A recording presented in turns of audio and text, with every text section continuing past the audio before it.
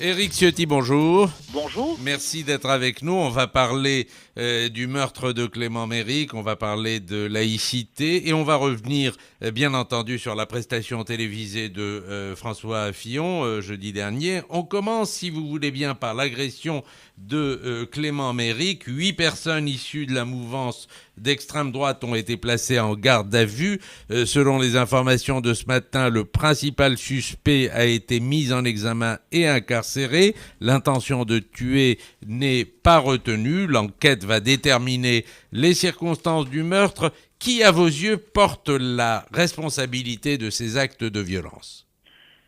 D'abord, ce sont leurs auteurs. L'enquête l'a démontré et je veux saluer l'efficacité et la rapidité des forces de police qui ont permis l'interpellation rapide de ceux qui sont à l'origine de ce drame atroce. Donc les responsables, ce sont ceux qui ont commis les actes d'abord. Et je veux les redénoncer, comme je l'ai fait cette semaine, avec force.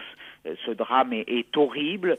La vie d'un jeune homme a été ôtée simplement parce qu'il y a eu un regard, parce qu'il y a eu une confrontation, parce qu'il y a eu ce déchaînement de violence. Donc, première réaction, celle d'un sentiment de colère face à ces conséquences liées à la violence. Ensuite, je le dis très clairement, et c'était un peu d'ailleurs dans votre question, qui est responsable ? On a vu cette semaine des interprétations très très hasardeuses, très très rapides, qui n'ont même pas eu la prudence d'attendre les conclusions de l'enquête. On a vu des amalgames, on a vu des raccourcis. Voilà, moi je dénonce d'ailleurs ceux qui ont voulu dresser les uns contre les autres, faire un lien, notamment avec la manifestation pour tous. Ces amalgames, je le dis, n'ont aucun lieu d'être et aucune raison d'être, et ils m'ont personnellement choqué. Alors, le Premier ministre Jean-Marc Ayrault a annoncé qu'il allait faire dissoudre les Jeunesses nationales révolutionnaires, les JNR, qui apparemment n'ont pas de rapport avec cette attaque. Et vous en pensez quoi ? Est-ce que ça sert à quelque chose de dissoudre ce genre de mouvement ? Oui, ça sert à quelque chose. Dissoudre les mouvements violents, c'est une évidence. D'ailleurs, je me demande pourquoi cela n'a pas été fait avant par ce gouvernement. S'il y a une expression de violence dans un groupe associatif, il doit être dissous. C'est un principe. Et d'ailleurs, je dis et j'approuve la dissolution de ce groupe qui est annoncée. Je dis également au gouvernement qu'il faut qu'il aille plus loin et qu'il s'engage dans une dissolution générale de tous les groupes qui utilisent ou qui prônent la violence. Vous dites comme Jean-François Copé, dissolution des groupes d'extrême droite et d'extrême gauche ? Bien sûr, dissolution de tous les groupes violents. La violence n'a pas de couleur politique. Elle utilise quelquefois des alibis politiques. Elle utilise aussi des alibis sportifs. On l'a vu dans le déchaînement de violence au Trocadéro, qui aurait pu avoir des conséquences dramatiques avec les pseudo-supporters du PSG. Donc c'est la violence qu'il faut condamner. C'est la violence qu'il faut tenter d'éradiquer avec une intransigeance absolue. Là, j'ai l'impression qu'il y a une forme de regard un peu partiel sous le coup de cette légitime émotion. Eh bien, on ne regarderait pas des groupes qui sont tout aussi violents. Non, il faut bien entendu dissoudre les JNR. J'approuve la position du Premier ministre là-dessus. Je m'étonne qu'il ne l'ait pas fait avant, tout simplement. Et en même temps, je dis, allons plus loin. Regardons, recensons, les services de renseignement les connaissent. Ils sont d'ailleurs quelquefois sous observation. Regardons tous les groupes violents et n'hésitons pas à aller très largement, très loin dans cette dissolution. Alors, mais justement, vous ne dites pas, comme certains, qu'une partie de l'extrême droite est en train de basculer dans la violence ? La violence doit être condamnable. Il y a cette évolution de ces groupes d'extrême droite qu'il faut combattre, qu'il faut éradiquer, bien entendu. Il y a ce regard qui doit appeler à la vigilance. aucune forme il faut prôner l'intransigeance en la matière, et personnellement je veux qu'on soit intransigeant contre ces groupes, et qu'on le soit, je le redis, contre tous les groupes violents qui aujourd'hui menacent la République. Alors justement, vous parlez d'être intransigeant envers la violence. Il y a deux autres jeunes hommes qui sont morts cette semaine après avoir pris un coup de poing dans le visage. Il y en a un à Châlons en Champagne qui s'appelait François Noguillet. Il avait 22 ans, c'était un étudiant ingénieur de l'école des arts et métiers de Paris. Un autre à Rennes, je ne sais pas son identité, personne n'en a parlé. Comment est-ce que vous expliquez ce deux poids deux mesures ? C'est totalement choquant, et il faut exprimer la même indignation, je l'ai dit tout à l'heure, contre toutes les formes de la violence. Je l'explique peut-être parce qu'il y a eu, c'est vrai, immédiatement une forme de tentative de faire de ce drame un événement politique majeur. J'ai entendu certaines voix, dont celle de représentants éminents de la gauche, faire avec une forme d'indécence une tentative de récupération. Et vous avez raison de souligner ces cas. La violence doit être dénoncée sous toutes ses formes partout où elle intervient, et elle doit être combattue avec une énergie totale dans tous les cas. Alors Éric Ciotti, l'Assemblée nationale a repoussé jeudi dernier une proposition de loi UMP. Vous étiez rapporteur de ce texte autorisant les entreprises à imposer la neutralité religieuse au travail, et ceci après l'affaire de la crèche Babylou où une salariée avait été licenciée pour avoir refusé d'enlever son voile sur son lieu de travail, licenciement qui avait été considéré comme illégal par la Cour de cassation. Vous allez représenter ce texte ? Écoutez, il a été rejeté par la majorité. Je le regrette d'ailleurs, parce que au moment de l'arrêt de la Cour de cassation dans l'affaire Babylou, je vous le rappelle, c'était le licenciement d'une salariée qui non seulement portait le voile, mais portait le niqab, et qui était revenue avec une forme de revendication religieuse très forte, en opposition au caractère neutre et laïque de cette crèche après un congé de maternité, créant une tension dans cette crèche. La Cour de cassation a estimé que pour eux, à la fois, deux choses. Le principe de neutralité s'applique pleinement dans le secteur public, pour tous les agents de service public, mais il ne peut s'appliquer dans le secteur privé. Donc, à l'époque, beaucoup de voix s'étaient élevées contre les conséquences de cet arrêt, qui donnait prise à une tentative d'avancée communautariste sur le territoire de la République.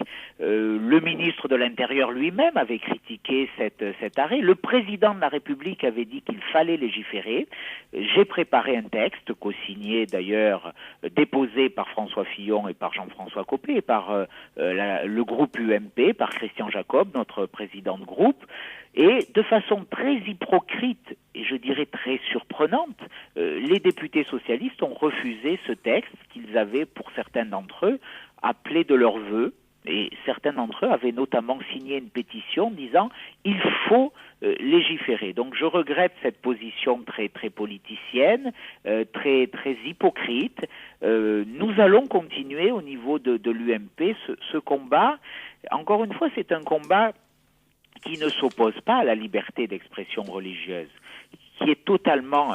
la liberté d'expression religieuse, j'y suis attaché. Monsieur Ciotti, c'est un principe constitutionnel, mais il faut pouvoir, en cas de tension, de difficulté, la nuancer, la limiter, non pas l'interdire, mais éviter, comme ce fut le cas dans cette crèche, et comme malheureusement cela se développe dans certaines entreprises, éviter que, de façon volontaire, le communautarisme fasse obstacle à l'expression du vivre ensemble. Oui, mais peut-être, mais enfin, en attendant, le communautarisme y fait obstacle, tant et si bien que la crèche Babylou, elle va être obligée de déménager en raison de toutes les pressions qu'on fait sur elle.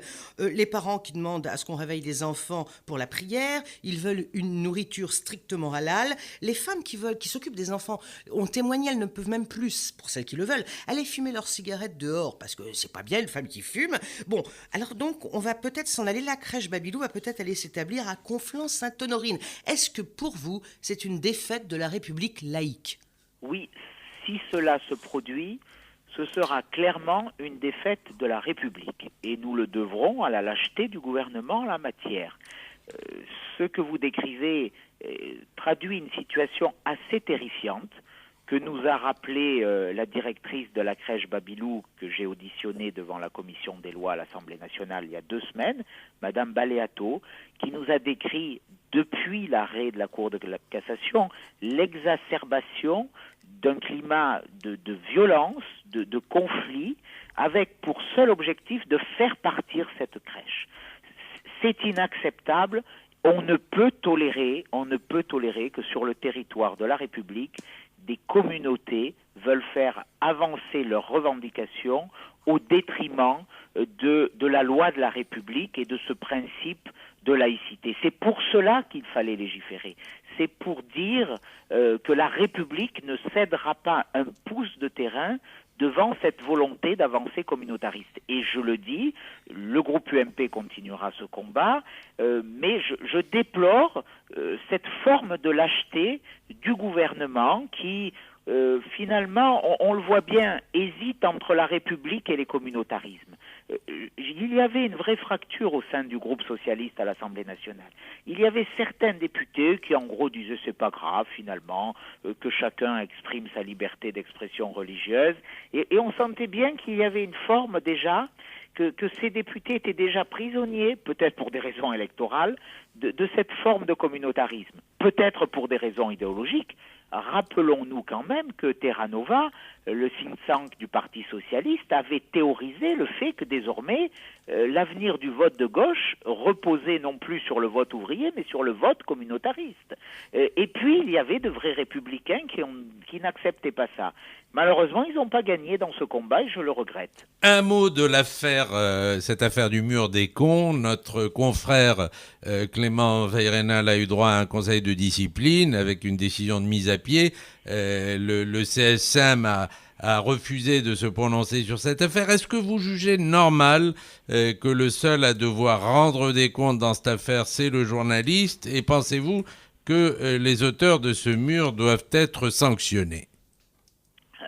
Je suis extrêmement choqué par cette situation qui fait, en effet, comme vous le soulignez, que le seul responsable aujourd'hui serait le journaliste qui n'a fait que son travail, qui a dit la vérité. Ça traduit quand même une dérive de notre République assez préoccupante, de notre démocratie assez inquiétante sous ce gouvernement socialiste. Choisir pour cible ce journaliste est extrêmement choquant. Personnellement, je le dénonce. Et en même temps, je dénonce la passivité de la garde des Sceaux. Je dénonce aussi l'immobilité du Conseil supérieur de la magistrature qui a refusé, même pas de sanctionner, simplement d'examiner l'expression de ces pseudo-syndicalistes et de ces pseudo-magistrats, j'ose ce mot parce que leur attitude est inqualifiable, qui ont choisi des cibles politiques, des cibles idéologiques, la plupart à droite d'ailleurs, mais également qui ont choisi de cibler des victimes. Moi, ce qui m'a le plus choqué dans cette affaire, c'est que le père de Anne-Lorraine Schmitt, qui a été massacré dans le TER par des barbares, eh bien, figurait sur ce mur comme l'adversaire de ces magistrats, tout simplement parce qu'il a voulu défendre le droit des victimes, qu'il a voulu rappeler que sa fille a été terriblement torturée. Voilà, c'est ça qui est choquant. Et comment on est aujourd'hui totalement passif face à cette situation? Comment le gouvernement ne réagit pas? Ça me choque et j'ai envie là-dessus véritablement de faire part d'un cri de révolte. Monsieur Éric Ciotti, alors on a vu François Fillon, avec qui vous êtes allié, jeudi soir à la télévision, lors de l'émission des Paroles et des Actes. Monsieur Fillon a dit qu'il voulait être candidat à la présidentielle par devoir et non par envie. Mais est-ce que c'est suffisant? Est-ce qu'il ne faut pas aussi avoir de l'envie, du désir pour conquérir les Français? Il faut avoir de la volonté. Et cette volonté, croyez-moi, elle anime aujourd'hui fortement François Fillon. Ce qu'il a voulu signifier, c'est que compte tenu de la situation de notre pays, il y avait la nécessité de s'engager sur un chemin de vérité.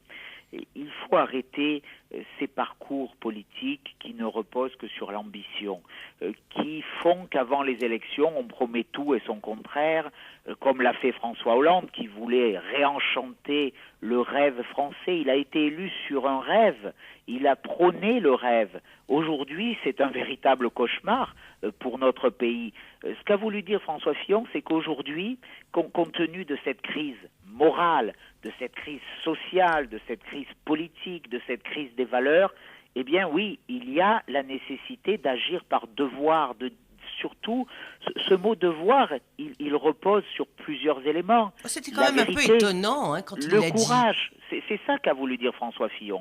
Ne pas mentir aux Français, leur dire la vérité, leur décrire l'extraordinaire difficulté du moment, leur dire que notre pays est en train de déraper, il est en train de s'effondrer s'il n'y a pas une grande action de redressement. En même Donc, c'est pas facile de dire tout ça, c'est pas un chemin qui prône le rêve, c'est pas un chemin qui sera facilement acceptable pour les Français, mais pour autant, François Fillon est fait comme ça, c'est un homme de vérité, il a démontré dans tout son parcours, et c'est ce qui le guide. Pourquoi travestir son parcours? Pourquoi être toujours dans la démagogie d'opinion, dans les artifices de communication? C'est pas ça, François Fillon. En même temps, Après, il a réaffirmé sa volonté d'aller à la présidentielle de 2017 en assumant une possible confrontation avec Nicolas Sarkozy. On l'a entendu dire aussi qu'il avait une vision différente de l'avenir et de la crise que celle de Nicolas Sarkozy. En quoi est-ce qu'elle est différente? Bon, d'abord, c'est une question aujourd'hui qui ne se pose pas réellement. Certains voudraient installer une compétition, une concurrence entre François Fillon et Nicolas Sarkozy. Mais vous y croyez, vous, à cette confrontation? Elle aura lieu en 2016? Je n'y crois pas. Sincèrement, je n'y crois pas. Nicolas Sarkozy a dit des choses claires l'année dernière. Vous n'y croyez pas parce que vous pensez que M. Sarkozy ne reviendra pas, c'est cela? Son épouse, d'ailleurs, dans une intervention à El País, a dit... dans la presse écrite à El País, semble confirmer cette attitude. Donc, j'ai la plus grande fidélité, la plus grande amitié pour Nicolas Sarkozy, pour son parcours. Ça a été un président de la République courageux. Il a dit des choses. L'année dernière, François Fillon, lui, engage sa démarche. Vous l'avez souligné, une démarche difficile, une démarche de vérité, une démarche courageuse. Nous verrons bien s'il y a d'autres éléments dans l'avenir. Personnellement, aujourd'hui, je suis engagé derrière François Fillon dans ce parcours et c'est le seul, pour l'instant, à avoir dit clairement cette volonté, à avoir dessiné ce chemin de redressement pour notre pays. Mais vous diriez quoi aujourd'hui, Monsieur Ciotti? À droite, qui est le chef exactement aujourd'hui? Jean-François Copé, François Fillon, voire même Nicolas Sarkozy? Le problème du leadership relève de la difficulté face à laquelle est confrontée l'opposition aujourd'hui.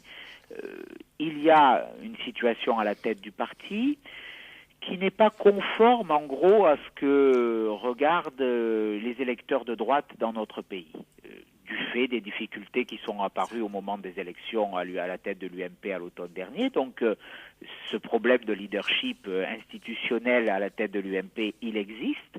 Nous avons pour autant fait une avancée importante, c'est celle d'établir des primaires. Donc le chef de l'opposition, le leader de notre famille politique, il sera clairement défini à l'automne 2016. C'est une véritable révolution culturelle pour la droite qui avait toujours vécu depuis le début de la Ve République dans une forme de concomitance entre celui qui était le patron du parti politique et donc le même qui serait pour l'élection présidentielle suivante le candidat naturel de cette famille politique. Mais enfin, sous la Ve République, c'est le patron du parti politique qui conduisait la famille à l'élection présidentielle. Enfin, il y a encore 3 ans alors. Ce n'est plus le cas aujourd'hui. Donc il faut s'habituer pendant ces 3 années, sans doute, à des voix multiples qui pourront s'exprimer. Mais c'est long, 3 ans, ça va faire... n'ayez pas peur que ça fasse un petit peu désordre, on va entendre plein de positions. Si vous dites qu'on aura un chef à droite uniquement à l'automne 2016, enfin on est seulement en 2013. Il y aura cette difficulté. Ça va être compliqué pour vous de elle vivre pendant 3 ans. Elle n'a pas empêché le PS de gagner l'élection présidentielle. Si on fait une transposition sur ce qui s'est passé à gauche au cours des 6 dernières années, il y avait eu le congrès de Reims, avec des conséquences épouvantables, un peu comme celles que nous avons connues à l'UMP, et il y a eu des débats de la internes triche, très apparemment, forts, là aussi. des positions très divergentes sur l'Europe, notamment au sein du Parti socialiste, une fracture sur la construction européenne. Et puis il y a eu les primaires qui ont bien fonctionné et qui ont mobilisé beaucoup d'électeurs de gauche et qui ont donné ce résultat qui leur a permis peut-être de gagner, compte tenu de l'étroitesse de l'écart. Donc ne faisons pas assaut aujourd'hui. Mais enfin, il y avait un chef au PS. Est-ce que l'UMP va pas souffrir pendant ces 3 ou 4 ans de cette direction de fait bicéphale Copé Fillon? Je ne nie pas, je ne conteste pas que c'est une difficulté. C'est une culture différente pour notre famille politique. À chacun de l'assumer avec responsabilité. Arrêtons les petites phrases, arrêtons les anathèmes. Il y a la nécessité de se rassembler. L'UMP, c'est l'addition de sensibilités différentes. Lorsque Jacques Chirac a créé l'UMP en 2002, il a voulu d'abord apporter une réponse claire à la montée du Front National, à la suite du 21 avril. Il a voulu additionner des gens qui, par le passé, s'étaient souvent affrontés. Les gaullistes, les centristes, les libéraux. Il faut qu'on garde cet esprit des fondateurs. Il faut qu'on vive ensemble avec des différences. Et il faut que l'on prépare dans la sérénité un projet courageux, mais aussi un projet de rassemblement. Parce que celui qui va gagner, moi j'en suis convaincu, c'est à la fois celui qui aura le projet de réforme le plus ambitieux, le plus audacieux. C'est aussi celui qui aura le profil le plus rassembleur, qui permettra justement d'additionner ces différences, d'en faire une force plutôt qu'un handicap. Alors vous avez vu quand même c'est clairement François Fillon. Vous avez vu quand même la déclaration de Patrick Buisson au Monde hier. Il y a un seul homme d'État en France, c'est Nicolas Sarkozy. Qu'est-ce que vous en pensez? Nicolas Sarkozy est naturellement un homme d'État d'une immense dimension, je le dis, je le redis. Il y a d'autres hommes d'État aussi qui peuvent prétendre à diriger notre pays demain, et au premier rang desquels figure François Fillon. La question MyBooks, pour finir. Le MyBooks, c'est un site d'information littéraire, et en partenariat avec ce site, nous vous posons la question. Éric Ciotti, quel est votre livre de chevet en ce moment? Quel livre lisez-vous?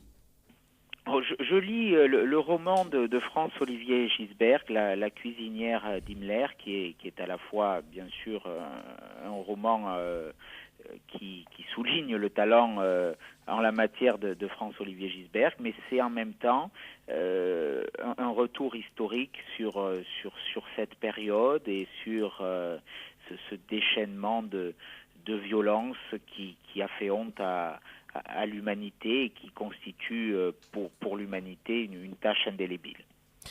Éric Ciotti, député des Alpes-Maritimes, président du Conseil général et bras droit de François Fillon, merci d'avoir été notre invité.